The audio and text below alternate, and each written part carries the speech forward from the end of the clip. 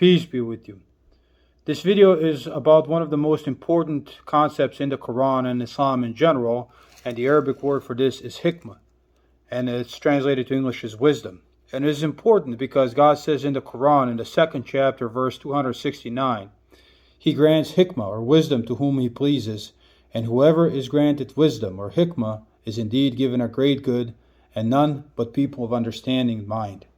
So whoever is given wisdom is given a great good. And we have a general concept of what wisdom is, but God revealed something very specific in the Quran. So what does God say is hikmah or wisdom in the Quran? And this is going to be a little bit of a longer video because this is 15 verses long, but whoever is a Muslim, they need to know this. This is one of the most important concepts they need to know because this is so important. In the 70th chapter of the Quran, verses 22 to 39, God tells us exactly what He revealed of hikmah or wisdom. And it goes, "And do not associate with God any other God, lest you sit down despised and neglected. And your Lord has commanded that you shall serve none but Him, and goodness to your parents. If one or both of your parents reach old age with you, do not say to them as much as uff, nor chide them, nor rebuke them, nor raise your voice at them, but address them with respect.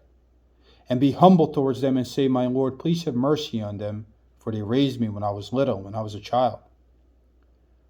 Your Lord knows best what is in your hearts. So if you are good, then surely He is merciful to those who turn back frequently." Meaning God will show you mercy if you keep trying to do this. He knows what your intent is. "And give to the near of kin or relatives their due, and the needy and the traveler, and do not squander wastefully. Surely the squanderers are fellows of the devil, and the devil is always ungrateful to his Lord. And if you turn away from them, seeking the mercy of your Lord which you hope for, then speak to them a gentle word. And do not keep your hand shackled to your neck, nor stretch it out to its limits, lest you sit down blamed and stripped off." Meaning don't be too stingy, but don't go all out either. Follow a path in between. And you can see this repeated in a surah called Furqan, the 25th surah of the Quran, when servants of the Most Merciful are described. They neither give, when they give, are neither extravagant nor stingy.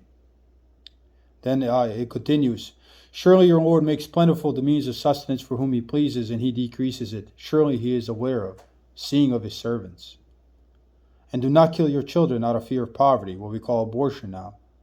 "We give them sustenance and yourselves. Surely to kill them is a great wrong. And do not go near fornication or zina. Surely it is a fawahisha or sexual immorality or immorality and an evil way. And do not kill anyone whom God has forbidden, except for a just cause. And whoever is killed unjustly, we give to his heir authority. So let him not exceed the limits of killing. Surely he is helped.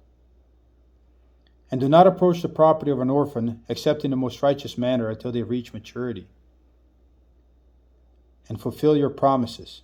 Surely every promise shall be asked about.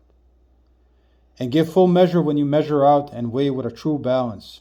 Surely this is fair and better in the end." Basically this says do not be mutaffifin, those who cheat in commerce, who are condemned in the 83rd chapter of the Quran, right there at the beginning. "And do not follow that of which you do not have any knowledge, for surely the hearing and the eyes and the hearts all of this shall be asked about that. And do not walk the earth with arrogance, for you cannot cut through the earth nor reach the mountains in height." All of this, the evil of it, is hateful in the sight of your Lord. And then it goes, "This is what your Lord has revealed to you of hikmah or wisdom. And do not associate any other God with God, lest you should be thrown into hell, blamed, and cast away." This is wisdom. And if you read the Quran, you will also see that in the 6th chapter of the Quran, verses 151 to 153, these same actions are described as Sirat al-Mustaqim, the straight path, what every Muslim asks God during every prayer to be guided on. So these principles are described as hikmah and Sirat al-Mustaqim, as wisdom and the straight path. The two most important concepts in the whole of Islam consist of exactly the same actions, a core of what makes a Muslim. And when you really think about it, if we all become like this, the purpose is to be like this. And if we all become like this, then we make the world a better place immediately. And not only that, we help ourselves. So this is what your Lord has revealed to you of Hikmah. So don't associate any other God with God. Don't make anything more important than this. This is your goal in life. This is why you exist, to develop these characteristics in yourself, and for me to develop these characteristics in myself and to make them a part of my personality and your personality, because when we do this, who you are depends on what you do. A thief is a thief because he steals, not because he says he's a thief. A truthful man is truthful man because he tells the truth, not because he says he's truthful. What we do, what we choose to incorporate into our character, determines who we are. And if we go against any of this, then all of it is hateful in the sight of our Lord. All of it God hates. So if we want to be hated by God, we should ignore this.